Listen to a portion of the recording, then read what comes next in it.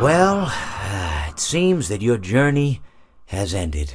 Very sorry about that. It was always going to end this way, of course. If it weren't by me, it would have just been by some other, terrible thing. Just, you could not imagine how terrible it would be.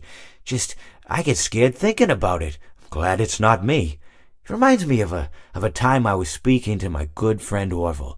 We were sitting on a park bench watching the pigeons. I was on the left, he was on the... Oh, wait, was I on the right or left?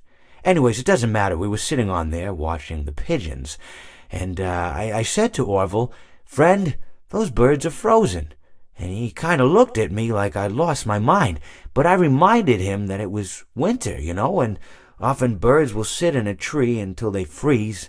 And then they sort of fall to the ground until the sun warms up and they can, move around again. So I said to Orville, "You might as well save those breadcrumbs until the birds thaw, because they can't very well enjoy them in the condition they're in." To which he asked what I meant, and asking what condition the crumbs should be in before he threw them to the birds, assuming that I meant the birds couldn't enjoy the breadcrumbs in the condition that the crumbs were in, when in fact I had meant the birds could not enjoy them in the condition that the birds were in, considering that the birds were frozen. So he took a moment and then threw his last handful onto the ground. I said to him, "Orville, why did you throw the breadcrumbs to the birds when I just told you they're frozen?"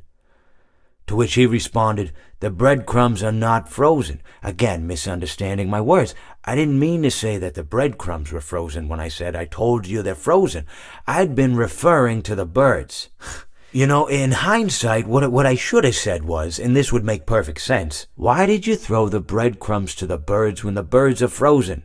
He misunderstood upon my correction, stating that he didn't know what else to do with the breadcrumbs, and that perhaps, when the birds thawed, they'd still be able to eat the crumbs. So I said to Orville, and this is what I said to him, I said, "Orville, the birds may be dead,